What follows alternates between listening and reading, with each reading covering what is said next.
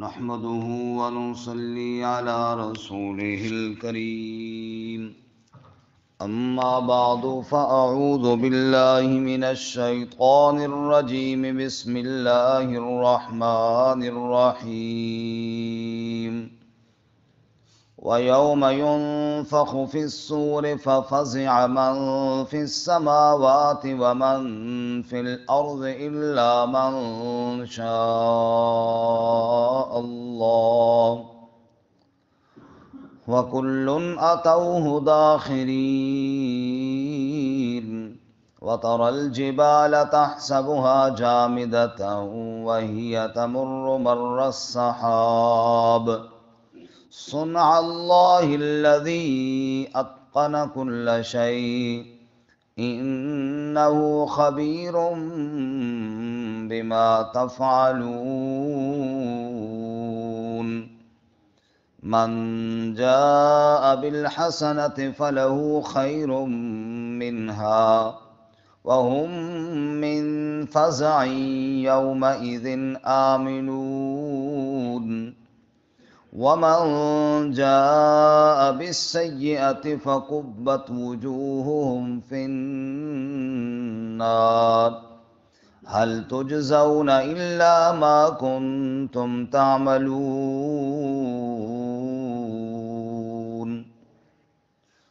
ويوم ينفخ في الصور اور جس دن پھونکا جائے گا سور میں فَفَزِعَ مَن فِي السَّمَاوَاتِ وَمَن فِي الْأَرْضِ بس خوف زدہ ہو جائیں گے جو آسمانوں میں ہیں اور جو زمین میں إِلَّا مَن شَاءَ اللَّهُ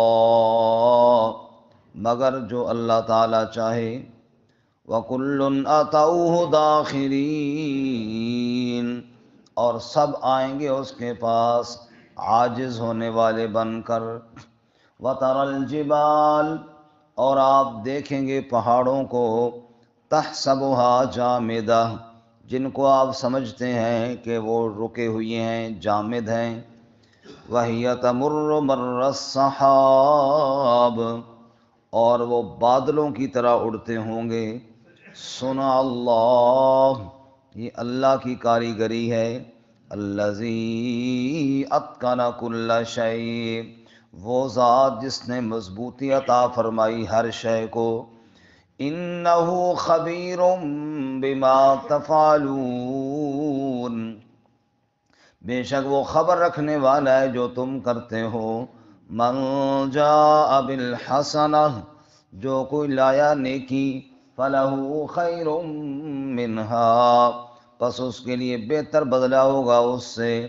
وَهُم مِّن فَزْعٍ يَوْمَئِذٍ آمِنُونَ اور وہ گھبراہٹ اس دن کی گھبراہٹ سے امن میں رہیں گے وَمَن جَاءَ بِالسَّيِّئَةِ اور جو کوئی لایا برائی فَكُبَّتْ وُجُوهُهُمْ فِي النَّارِ پس الٹے کر دیے جائیں گے ان کے چہرے آگ میں هل تجزون الا ما کنتم تعملون تم بدلہ نہ دیے جاؤ گے مگر وہی جو تم عمل کرتے تھے سبحان ربک رب العزت عما یصفون وسلام علی المرسلین والحمد للہ رب العالمین اللهم صل على محمد وعلى آل محمد كما صليت على إبراهيم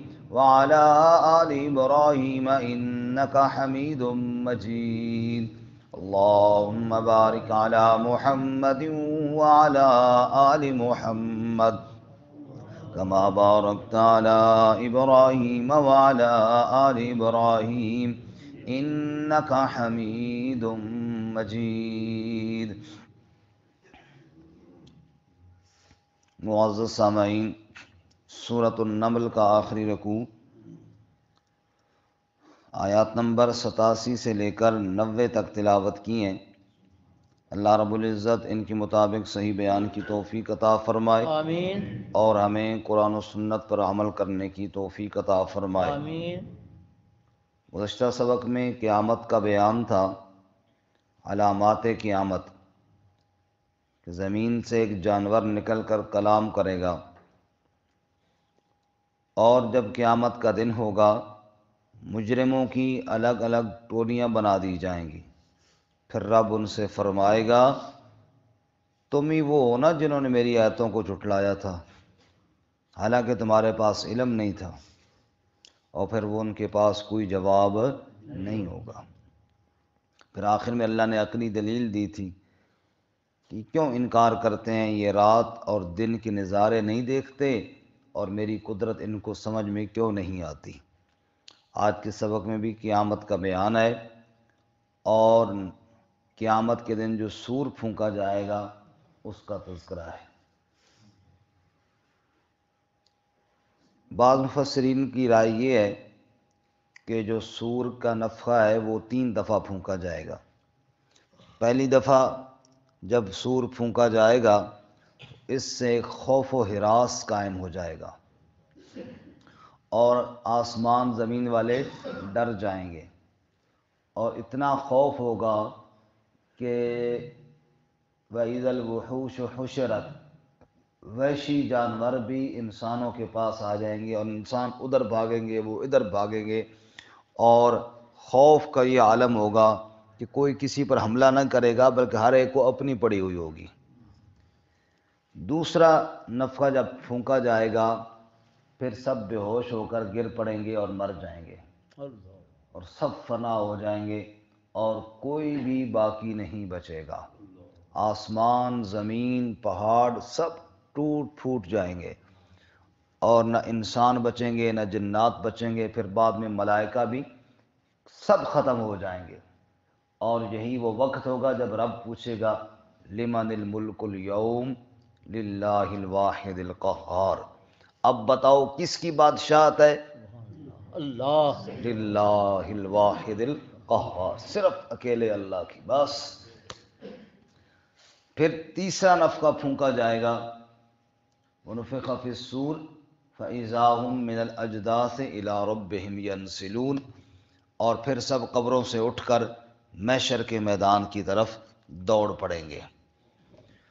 بعض مفسرین کی رائے ہے کہ نہیں، نفخہ اصل میں 2 ہی ہیں، اور جیسا کہ حدیث کے اندر بھی آیا، حضرت ابو ہریرہ رضی اللہ تعالیٰ عنہ نے فرمایا کہ ایک نفخہ پھونکا جائے گا، رسول اللہ صلی اللہ علیہ وسلم نے بتایا، پھر سب مر جائیں گے، اور پھر دوسرا پھونکا جائے گا، اور ایسے ہوگا جیسے آسمان سے بارش آتی ہے تو زمین سے سبزیاں اور پھل پھول اگ پڑتے ہیں، ایسے ہی لوگ بھی اپنی قبروں سے گویا کہ اگ پڑیں گے۔ کسی نے پوچھا ابو ہریرہ حضور نے کیا بتایا تھا بیچ میں ان 2 نفخوں کے بیچ میں کتنا فاصلہ ہوگا؟ تو ابو ہریرہ رضی اللہ تعالیٰ نے فرمایا 40۔ کہا جی 40 دن؟ کہا اس طرح تو میں نہیں کہتا۔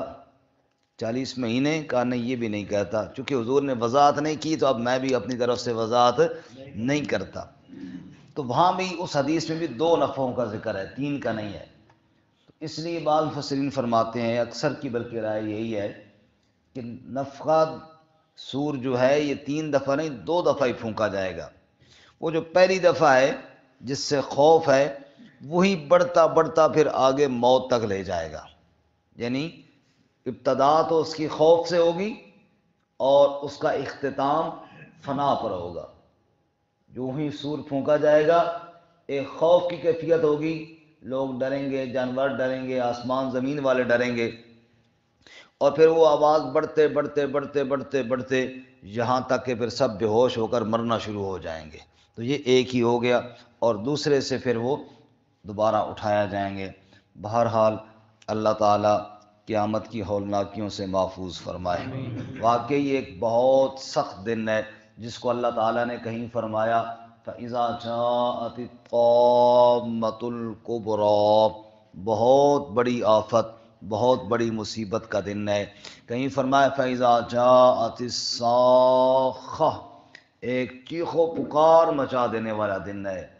الحاقہ ملحاقہ وما ادراک ملحاق، ایک حقیقت ہے، ایک سچ ہے۔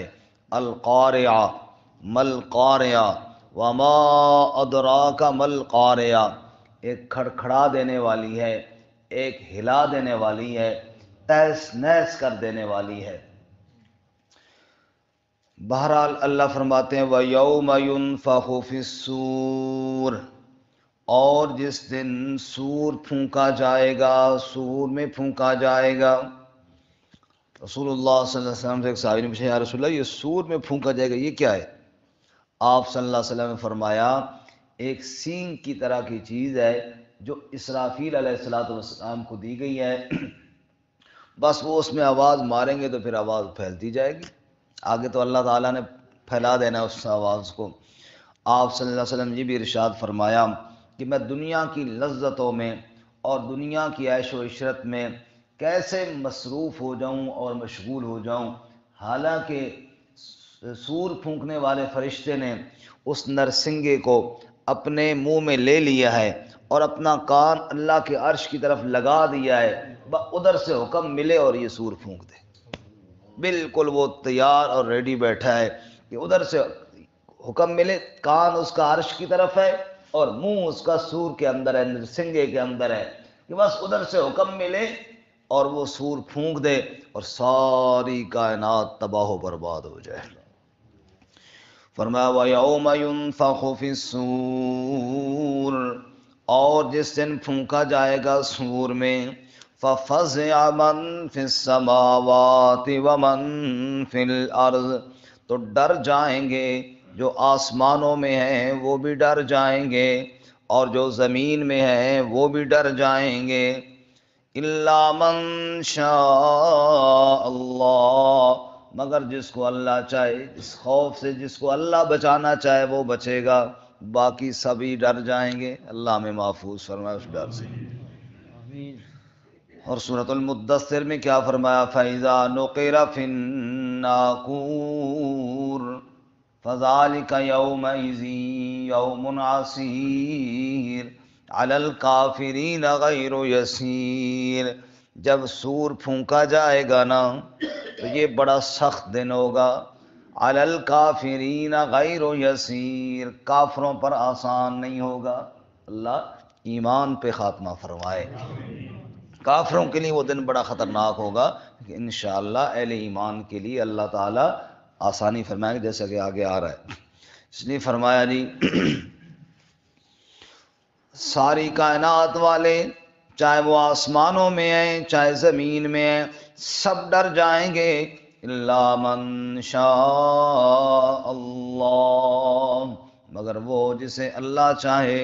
رسول اللہ صلی اللہ علیہ وسلم نے ارشاد فرمایا سب سے پہلے میں اٹھوں گا، سب سے پہلے، لیکن آگے حضور نے ایک اور بات فرمائی، سب سے پہلے میں اٹھوں گا لیکن کیا دیکھوں گا کہ موسیٰ علیہ السلام اللہ کے عرش کو تھامے کھڑے ہوں گے۔ سبحان اللہ۔ اللہ اکبر۔ حضور فرماتے ہیں مجھے یہ سمجھ میں نہیں آئی کہ موسیٰ علیہ السلام مجھ سے بھی پہلے اٹھ گئے یا اللہ تعالیٰ نے وہ طور پر جو ان کو بے ہوشی دی تھی اس کی وجہ سے آج اللہ نے ان کو بچا لیا۔ یہ اللہ تعالیٰ کی مرضی ہے کہ اللہ تعالیٰ کسی کو کوئی فضیلت عطا فرمائے اور کسی کو کوئی فضیلت عطا فرمائے۔ الا من شاء اللہ، مگر جسے کون چاہے اللہ، وَكُلٌّ أَتَوْهُ دَاخِرِينَ، اور سب اس کے پاس آئیں گے عاجز بن کر، کوئی اکڑ کر نہیں آئے سکے گا، کوئی غرور کے ساتھ نہیں آئے گا، کوئی تکبر کرنے والا نہیں ہوگا۔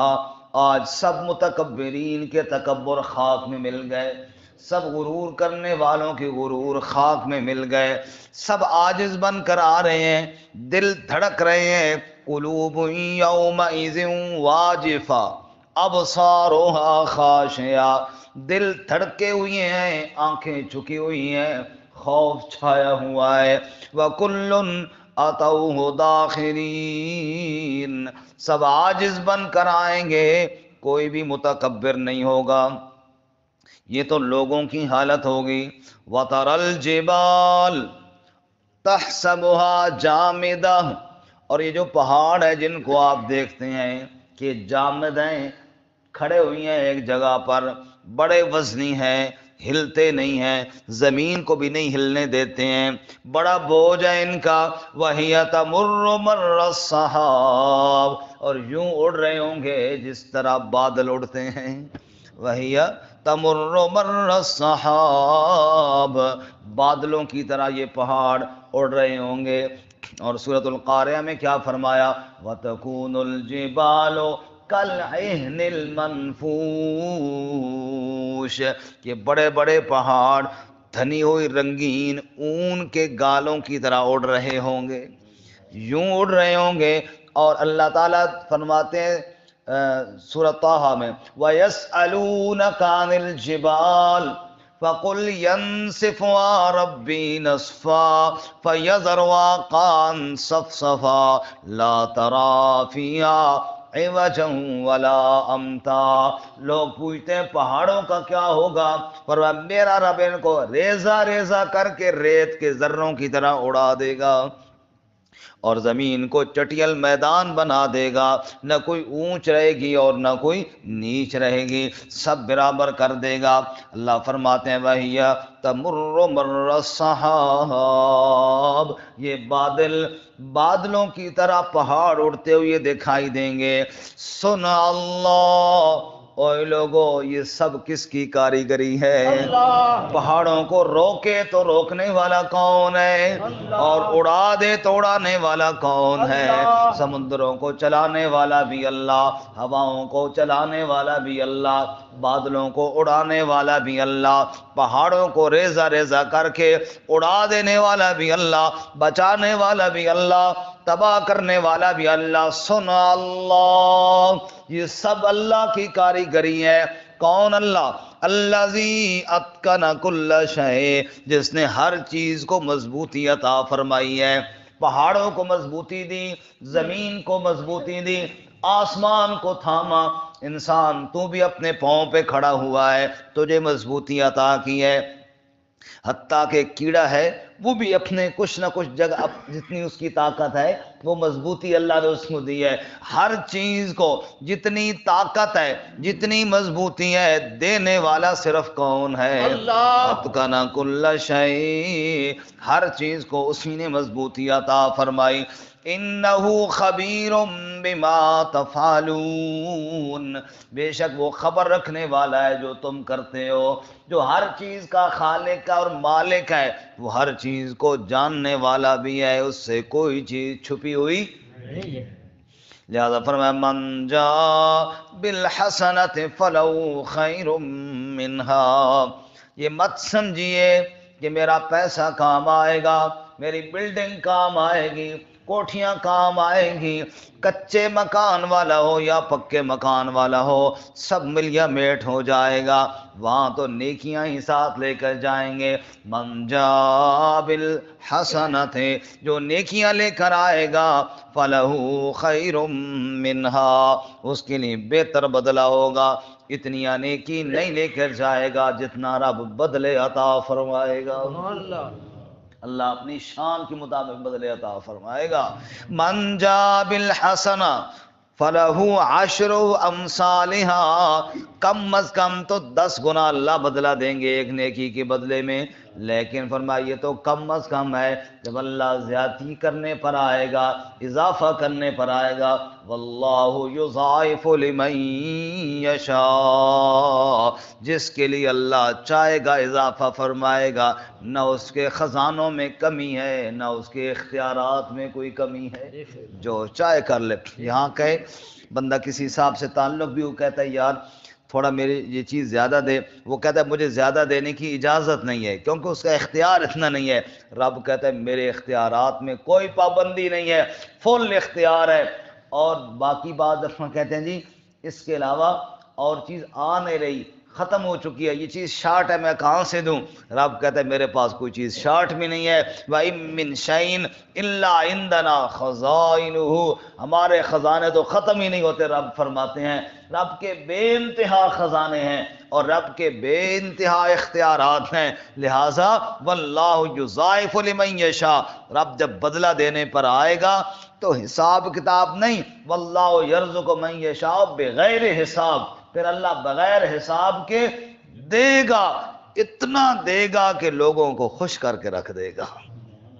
اس نے فرمایا من جا بالحسنہ فلہ خیر منہا، جو نیکی لے کر آئے گا تو سو اس کے لیے اس سے بڑا بہتر بدلہ ہوگا. وہم من فزع یومئذ آمنون، اور وہ اس دن کی گھبراہٹ سے امن میں رہیں گے. اللہ ہمیں بھی محفوظ فرمائے. آمین. اوپر ہم پڑھا نا ابھی کہ ففزع من فی السماوات ومن فی الارض، آسمان و زمین والے ڈر جائیں گے، گھبراہٹ میں آ جائیں گے. اور یہاں پر فرمایا وَهُم مِّن فَزَعٍ يَوْمَئِذٍ آمِنُونَ، جو نیکی لے کر آیا وہ اس دن کی گھبراہٹ سے محفوظ رہے گا. غالباً عبداللہ ابن عباس رضی اللہ عنہ کا قول ہے یا کسی صحابی کا، مجھے نام تھوڑا شک میں پڑ رہا ہے، وہ فرماتے ہیں کہ یہاں پر جو ہے نا من جاء بالحسنۃ مراد لا الہ الا اللہ، یعنی جس کا خاتمہ لا الہ الا اللہ پر ہوا اللہ اس کو اس گھبراہٹ سے محفوظ فرمائے. اللہ موت کے وقت سب کو کلمہ نصیب فرمائے، لا الہ الا اللہ محمد الرسول اللہ. وَهُم مِّن فَزَعٍ يَوْمَئِذٍ آمِنُونَ. وَمَن جَاءَ بِالسَّيِّئَةِ، اور جو کوئی برائیاں لے کر آیا، لا الہ الا اللہ کی جگہ پر کلمہ شرک اور کفر کا لے کر آیا، فَقُبَّتْ وُجُوهُهُمْ فِي النَّارِ، ان کے چہرے کو الٹا کیا جائے گا آگ میں، یعنی الٹا کر کے جہنم میں لٹکایا جائے گا. اور کہا جائے گا هل تجزون الا ما کنتم تعملون، تمہیں بدلہ وہی دیا جائے گا جو دنیا میں کرتے رہے ہو. خلاصہ یہ نکلا، اللہ تعالیٰ فرماتے ہیں لوگوں ایک دن قیامت کا آنے والا ہے جس دن سور پھونکا جائے گا، اور پھر خوف کا عالم یہ ہوگا، نہ آسمانوں والے بچیں گے نہ زمین والے بچیں گے، سب عاجز ہو کر رب کے سامنے پیش ہوں گے. پہاڑ اڑ رہے ہوں گے، اور جو نیکی لے کر جائے گا وہ کامیاب ہوگا، جو بدی لے کر جائے گا وہ برباد ہوگا. اللہ ہم سب کا خاتمہ ایمان پر فرمائے. آمین.